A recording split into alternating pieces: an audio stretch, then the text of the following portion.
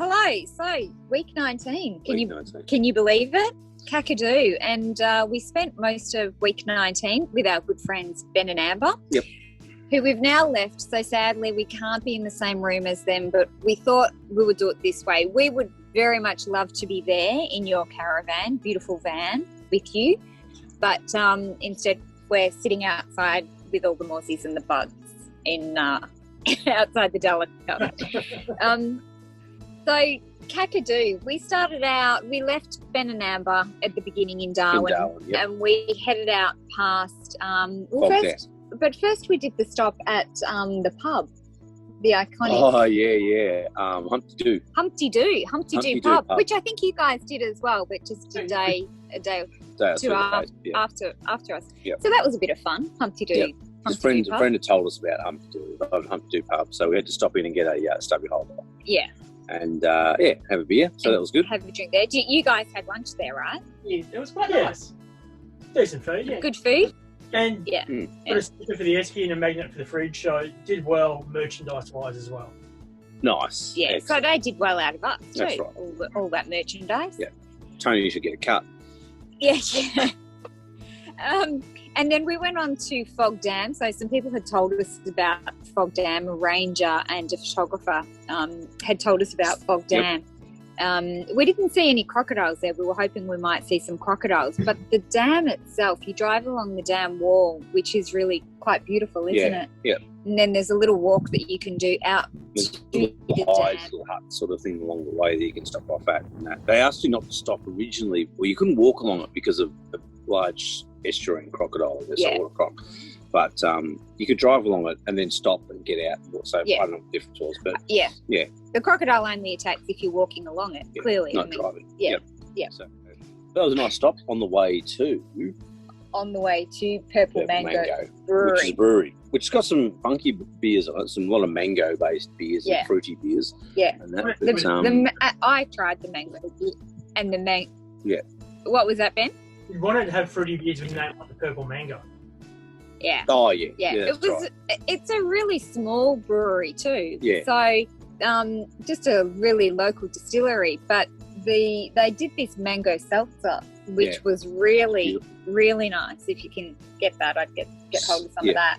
And the mango beer was it was not. It was all nice. It was a nice beer. It was something different, But they also had normal pale ale and that sort of thing that you could drink too. So that was good. But and you camp and there. they do meals there 4 nights a week, and you can camp out there. And it was it was good. Good space, nice facilities and that. So it was really nice. But it was close to Corroboree Billabong, which so Ben and Amber came back and met us at Corroboree Billabong, and we had a night on a houseboat on Corroboree Billabong, cruising up the most number of saltwater crocodiles in the world or something. Anyway, there's some stat to do with the hard to say high volume of saltwater crocodiles. It's like how many crocodiles are in Lake Argyle? I do think it had the most mosquitoes in the world, and certainly the next day the most mosquito deaths in the world.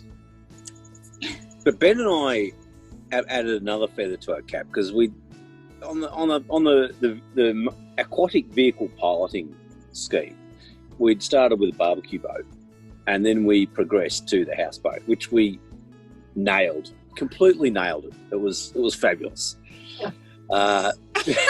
Crossed anchor, even the dropping of anchor. We did a rehearsal anchor dropping, which went well. You didn't mention that I also drove. Yeah, you did when we were both photographing. When they were photographing, I had to have a turn. Yeah. Well, someone had to steer us. Yeah, because we were just going to run into the poor crocodiles. But the fact that we were allowed to captain a boat around one of the highest concentration of crocodiles in the world is flat. Belief, but also weirdly suited to the Northern Territory where anything goes. Yeah. Like, you've never driven a boat before? Here, go into this crocodile infested Billabong. yeah, that's right. Yeah. just so Corroboree Billabong, for me that was a real highlight. That was gold. Yeah, really good. The bird life on there, and how good were those sunsets and the sunrises? Yeah. And just the stillness being out there on it was a really amazing, tranquil experience. I mean, except for the odd sound of a fish jumping and things jumping into the water, which was freaky. Yeah. Yeah. I will Particularly, I do think it was one of the particularly is when we. Yeah, definitely. I think it was one of my highlights for the trip actually so far. It was absolute gold.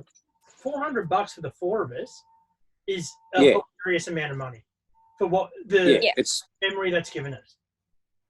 Yeah, that it was amazing, and the houseboat itself was really comfortable. The rooms were really comfortable, the barbecue and everything. Yep. It was a little freaky, I reckon, seeing a saltwater crocodile, a huge saltwater crocodile on the bank, and then deciding, let's drop the anchor here and park for the night in the complete dark right next to this great big saltwater crocodile. But they can't get on the boat. And then every time you heard a fish jumping, thinking, what is that? Well, it beats me wanting to jump off onto the bank and tie us off to a tree, which was apparently completely poo-pooed by all three other inhabitants of the boat. I think it was the wisest thing ever. I think we saved your life, Adrian. But we saw others doing it. So it's obviously possible. Whether or not it's advisable is not possible. Yeah. And also the fact that, and again, you two having never actually skippered a boat. Well, incorrect. Other than the barbecue boat on Lake Argyle. That's right. You know, the resume is not extended. Having to having to drop anchor for us to stay somewhere overnight, ensuring that we didn't drift off into the ocean somewhere, but stayed put and knew where we were the next morning. That was a pretty mean feat, I thought. Oh, yeah. Well, hence just doing the dry run, the wet run, so to speak. Yeah. That was one of my favourite things, was waking up that next morning with that anticipation of, are we still where we think we are? What are we going to wake up to? And then finding that we were exactly where we left, and it was just as beautiful and tranquil as we left it. I'm not going to lie, I thought we would be halfway to East Timor. Yeah. It was astonishing. With a couple of reeds attached to the anchor. Yeah. So then we reluctantly left the Billabong and made our way to Kakadu. We were on a bit of a time schedule. Why? Who were we chatting to? Huh? Oh, that's right. How quickly we forget. We had to get to. No, I've forgotten what I was doing.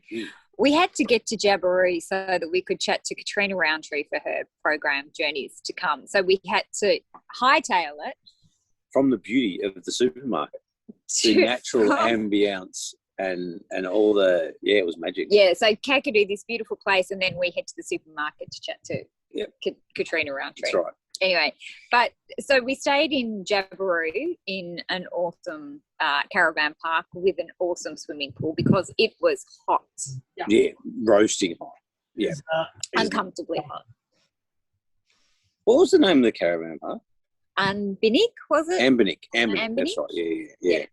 Yeah, that was cool. It was a nice smaller one, but nice pool, nice facilities. Yeah, and nice we had our food. own ensuite. We had our own ensuite. That was cool. That was very cool for us because, I mean, you people who get it all the time take it for granted, but for us, I plugged the fridge and the battery box in. It was fantastic. It was luxury. Yeah. Luxury. I had a solar-free 4 days. I don't think that's true. It was a bit overcast now and again. Look, when it got humid, it was you wouldn't have got great solar in, so just as well. Just as well. That's right. So Jabiru is a nice little town set up for the mine, Ranger mine. And if you're like Adrian and I, and you're a little bit inquisitive, you can in fact drive out to the mine and have a bit of a look.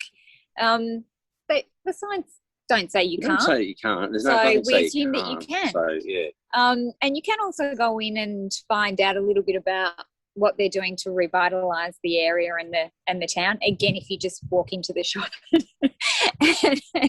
and ask them what's going on here, they'll tell you all about the redevelopment of Jabiru now that the mining has is coming to an end and what is you do with finishing in a there. massive hole in the ground that's slightly Uranium radioactive. mine.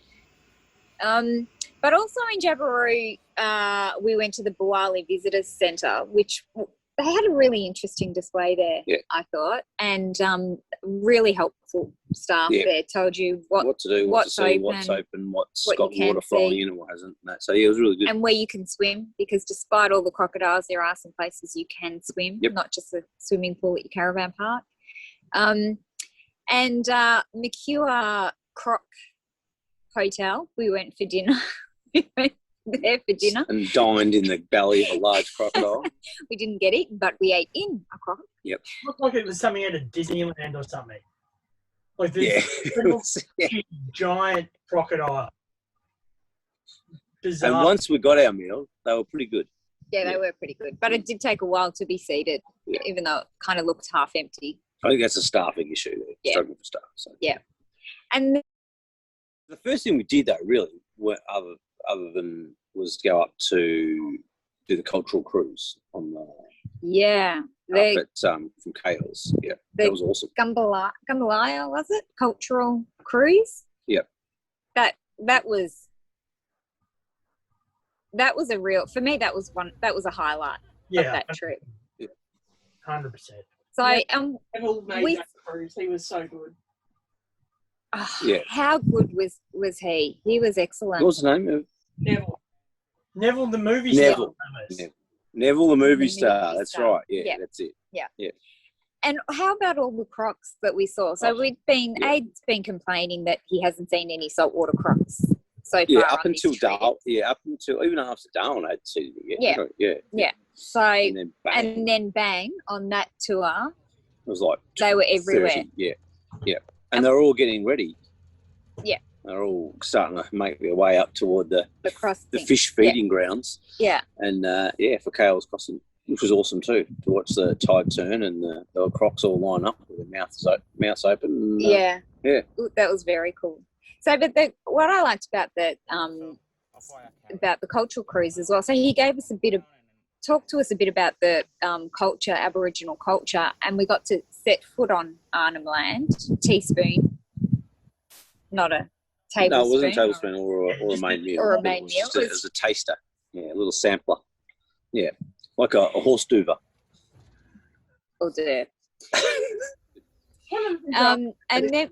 Sorry, Di. I was going to say, one of the things that really struck me about that cruise was how proud of his culture Neville was, and how engaging he was at telling his stories and all that.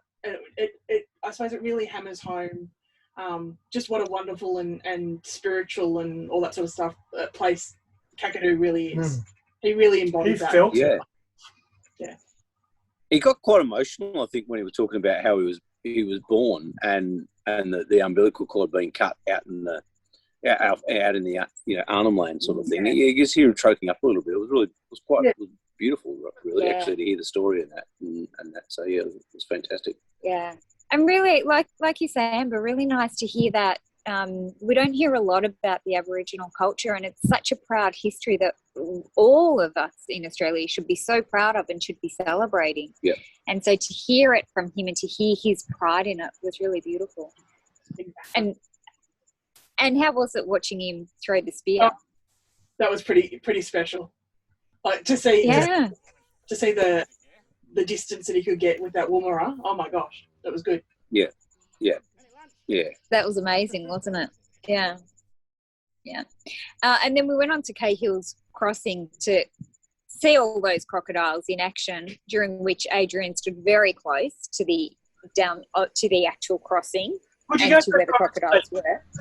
Did you go so far as to say perilously close? I'd say it was perilous. I would definitely say that. I was not the closest, so the crocs had to eat their way through 2 or 3 other people to get to me. So I felt safe. I felt perfectly comfortable with where I was. The people next to me sitting up on the rocks were like, look at that guy down there photographing. Look how close he is. That wasn't me they were talking. I was talking about someone else. And anyway, yeah. But from there, we went up to Ubirr. Yeah. How good was Ubirr? How good was Ubirr? It was amazing. The rock art.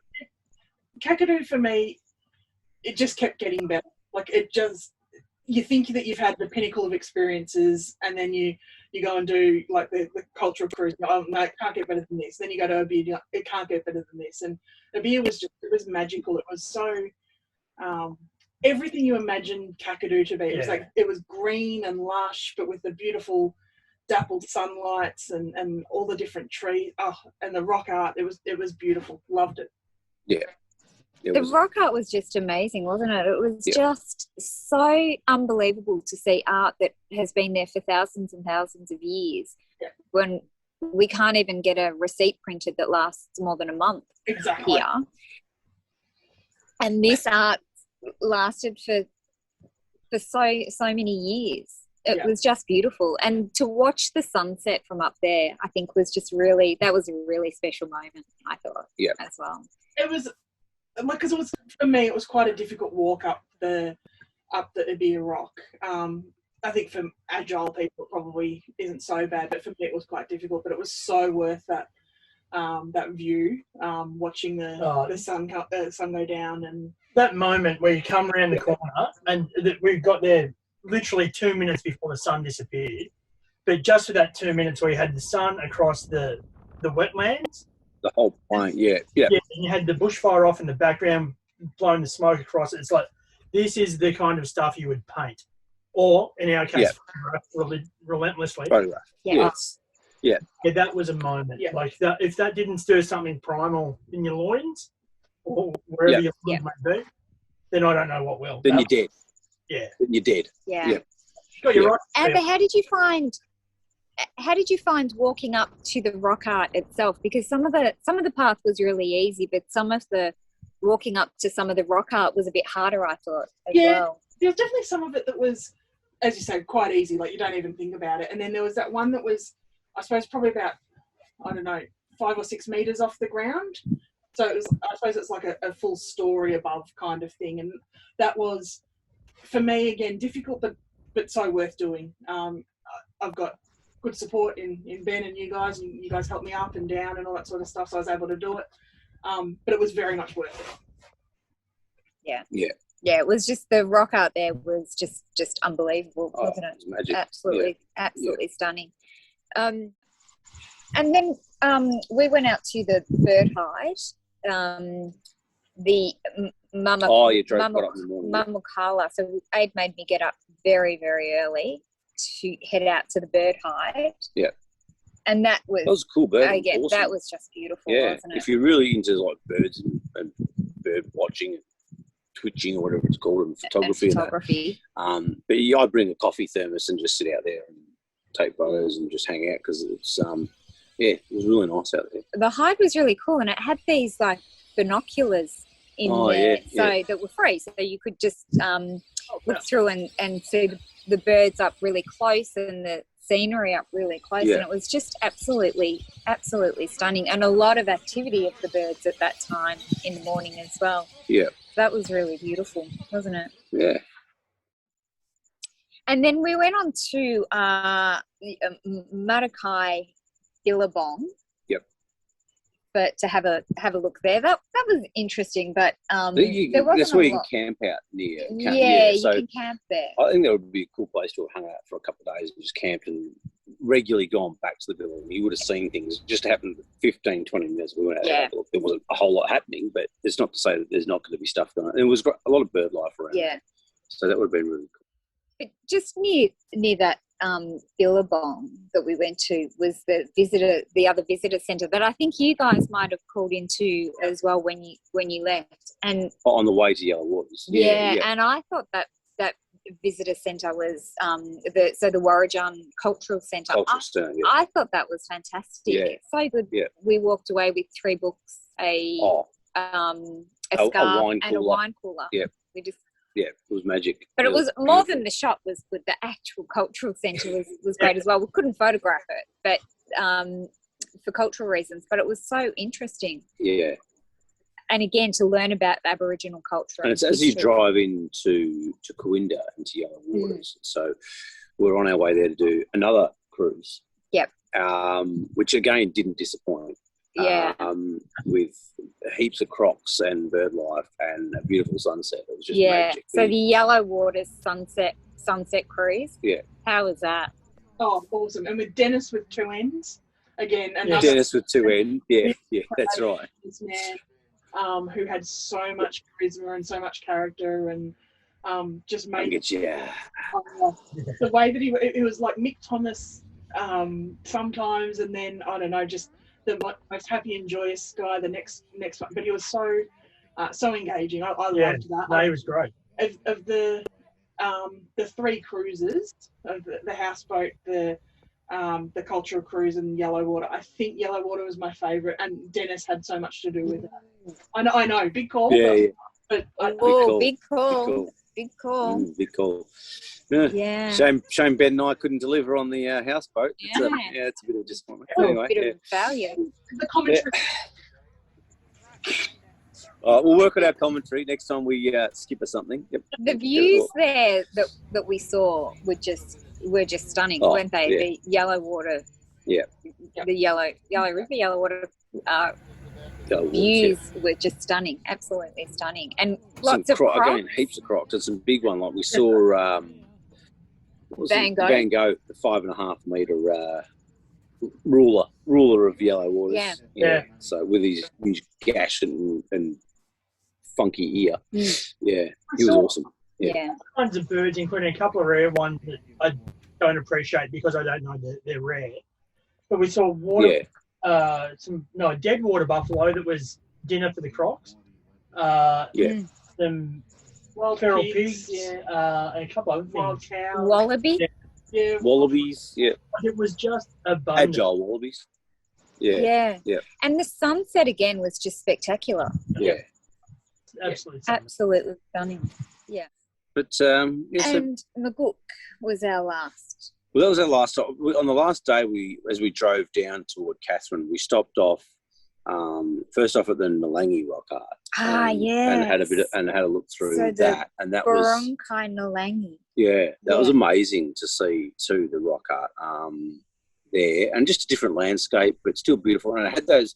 You got there and you had cool caves out the back that they as cool as in temperature cool. Yeah, it was much cool. Go and hang out in just to escape the heat of the day, and they, they nomadic, so they travel on here in the heat to get into these cool spots and then hang out there for weeks and then head off somewhere else wherever the food was, and depending on what was in season and what Mother Nature was throwing out. I thought that was really amazing. Yeah. So that was beautiful, wasn't it? Yeah, really beautiful, and again, just really stunning rock art, and lots of it, like a beer. There was so much rock art in both of those places. Yeah, I thought brilliant. Absolutely amazing. On our way to Maguk though, and that was awesome. The waterfall at Maguk was beautiful. We didn't go up to the top waterfalls. You can hike up to them, or you can climb up next to the waterfall. Yeah, that looked a little dangerous, I thought. But we didn't really have a whole lot of time because we had to get to where we were going next. And then, but we stopped there for a bit of a swim and a cool off. That was really nice. Yeah, nice spot. That was beautiful. So, again, you can camp out there. There's a campsite there. So, great spot. Yeah. And what was your highlight, guys? Oh, look, mine, I enjoyed so much of Kakadu. Like, genuinely had no expectations, or low expectations going in, because people give it the Kakadu and all that kind of jazz. But was one of the highlights of the trip generally, and specifically things like that. The Corroboree Billabong cruise was amazing. And the other thing, I think possibly the highlight of my trip so far, were the salad sandwiches from the supermarket, who were made by, look, I can only describe them as artists of just genuine love and respect for the craft. And sometimes you come across someone who just, you've got to admire what they do. And I think every day we're there, I had a salad sandwich from the supermarket, and that's not a phrase I ever expected to be able to say. So, if you are in Jabiru, get on it. Cheese ham salad sandwich, you will not be disappointed. What was your fabulous? That supermarket really delivered. Yeah. Delivered a backdrop for us for our video conference call, and sandwiches for you. Yep. You don't get that at Aldi. You don't get that around. No. For mine, the highlight, this sounds a bit sucky, but was sharing it with you guys. Like, it was such a, it was such a nice, I think we didn't have expectations. We didn't really know what Kakadu, because again, people do say that don't bother, it's too far and all that sort of stuff. And so I think we're a little bit wary and all that sort of stuff, and we went and it was beautiful. But to share it with you guys, like, it was, I don't know, it helped us relax. It helped us, get to places and appreciate places more. And I really enjoyed it. I loved Kakadu. I really loved it. Yeah, I loved it too. It was we did too. It was just amazing. And I agree with that. I reckon the opportunity to spend that time together, we wouldn't have done the houseboat if it was just us two, but to be able to do it with you guys, it was just absolutely amazing. It was just really added to the whole experience, I think, for us. Definitely. I think relaxed. Yeah, exactly. And the Zupa Dupas, I mean, they will win up. Exactly. Yeah. What about you? What was your highlight? I think, I think for me, probably that sunset at Ubirr struck me, because you just don't know what you're going to get with it. Sunsets can be amazing, but they can also just turn up, they're colourful, and they pass and everything. I'll never forget that. I mean, seeing the Yellow Waters cruise was fascinating, was awesome too. And I certainly got my fill of crocs, but I think the Ubirr sunset was just absolutely amazing. So now is when I should. All right. So thanks, everyone. We'll see you next week. Bye. Bye.